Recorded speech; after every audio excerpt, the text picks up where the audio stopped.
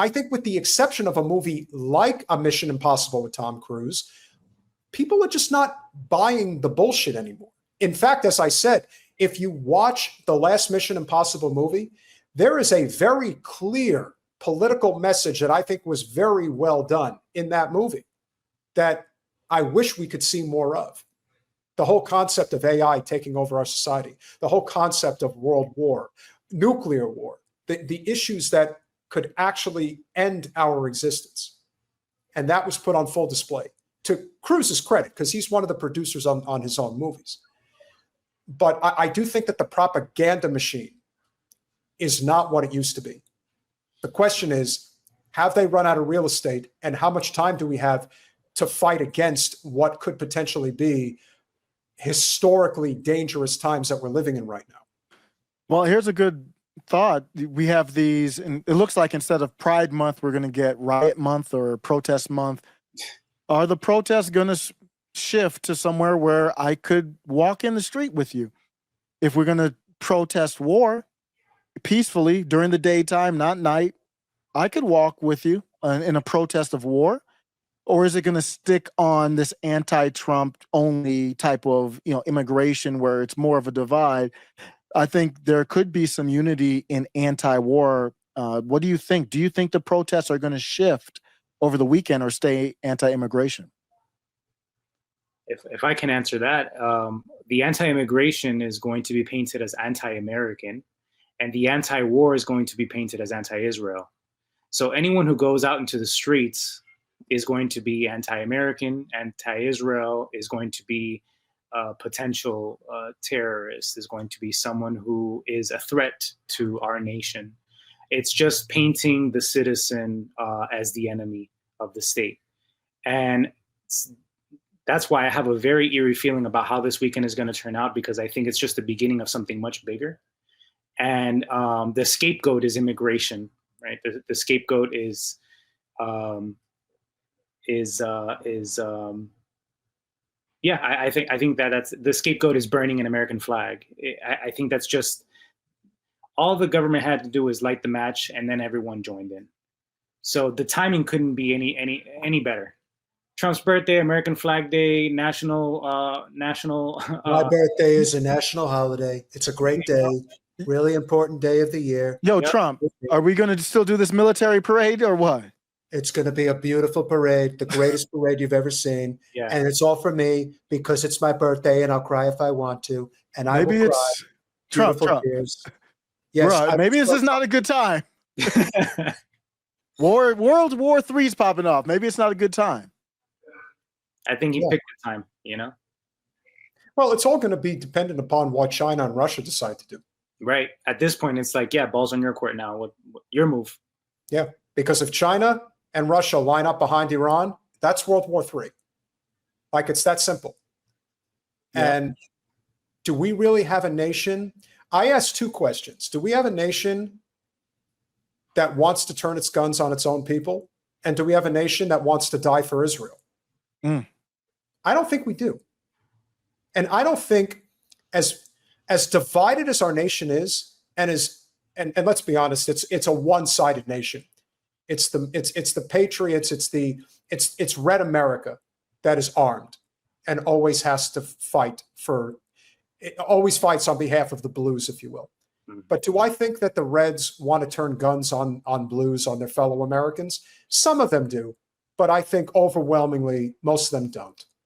They don't want to do that. It's not the answer. They know it's not the answer.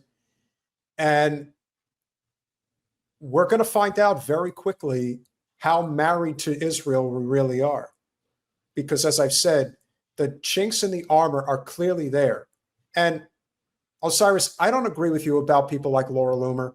I think people like that have their audience, to be fair. They do. But there's also a tremendous amount of influencers out there that have substantially larger platforms, that have supported Trump, that support the MAGA movement. And they are America first. They are not on board with any of this. Mm-hmm. They can see. And I often believe that as much as it has been portrayed that Trump supporters are Trump supporters to the death, I think that there is much more independent thought amongst those particular movements than there is amongst the Democratic Party loyalists who refuse to turn away from the obvious failure that is that party that is just dying every day. Much like we pointed out earlier about Bill Gates, who is considered one of the top Democratic Party billionaires, and yet he is as much an advocate for endless war, surveillance state as anybody. The lines have been blurred. We are seeing now what's in front of us. And I will also point out that we have sellouts amongst us on all sides, but I'm going to play this clip very quickly so that you guys understand that even somebody like Ethan Klein, who is as big a Zion-Nazi as anybody, who's married to an Israeli, keep that in mind too. This was a promotion that he did on his show, I think, a week ago. Another exciting announcement. You do? It's not a big thing, but it's you guys may have noticed we got a button sponsor. Look at it. Oh, Oh wait, my glasses. Redact.dev, guys. They are our button sponsor. That's right. We got product sponsors, baby. Really cool company, actually. I'll just tell you guys about them real fast. Basically they've got a pre-roll. Whenever I hit the button, you'll see some Redact stuff now. But they are a up-and-coming tech company that's really, I've been hearing a lot about them. They seem to be really doing great. They mass delete your digital footprint. Twitter, Reddit, Facebook, Discord, all in one place.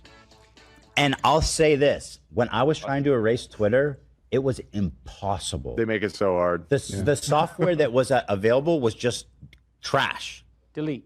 Yeah, And there's still shit up on my feed still. right. So this one actually works. And if you guys... Well, do you know the little secret about this company, Redacted.dev? Redact.dev? Do you know what the little secret about it is? Yeah, it's Israeli intelligence. Oh. Incredible. Do you think Ethan would like to mention that to people? I think that's a little bit of important information. If you're going to be promoting a product and Lord knows how much they're paying your sellout ass, I would suspect that this is a very big problem. And who's to say that somebody like Ethan Klein is not now going to say, hey, Iran was pointing weapons, throwing rocks. Iran was throwing rocks at Israel. They had to attack them. I mean, they have to defend themselves. Remember, Israel has the right to defend themselves, guys. That's very important to remember.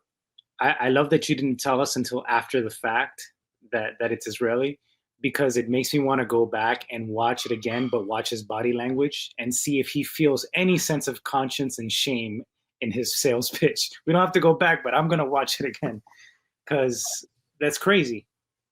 Well, he just oozes corruption out his pores. He's very, genocidal pores. Yeah, but it's got to eat away at you. You know, like not if you're not, dude. Not if you're a sociopath. That's crazy. Not if you get paid well enough, and you're a sociopath. Well, Lindsey Graham, game on. Lord knows what the hell he's hiding in his closet. Right. Pun intended. Try it out. Code H3H3 for 15% off. So it's redact.dev, baby. Love them. And the button Really redacts cool. things, so it just It's a dream partnership. it just makes sense. Actually, count to 20 and then count to 20 and I'll hit the button. Starting now? Yeah, so guys, I'm going to hit the button so you guys can see. 2, So 3. you want them to hear this, so now I have. You got to hear this part, so start counting to 20.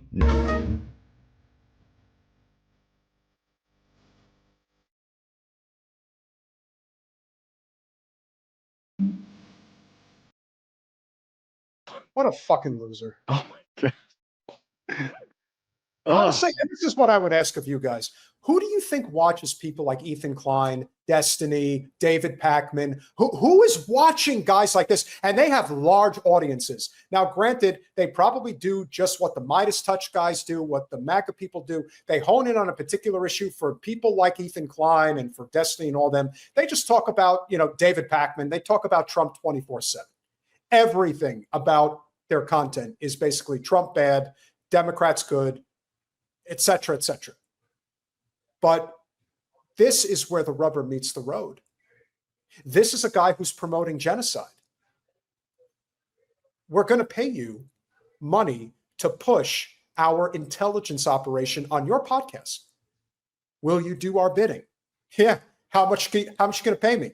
Oh, that's wonderful. You're going to pay me $5,000 a month, $10,000 a month? I'll do it. Absolutely. And that's it. How much blood does he have on his hands? How many people is he going to get killed? Quite a few, I would think. Yeah, Ethan Klein, his audience is more, they're not really ideological. They don't have any type of philosophy. And I think that's what happened with the Piker and Hassan. And the reason why it matters is I think Ethan gets more normies. And the Piker would get more people who really kind of care about the issues structurally. It's just like your channel. You're going to get people who actually want to know about the issues, want to dive a little bit deeper. Ethan Klein is surface level.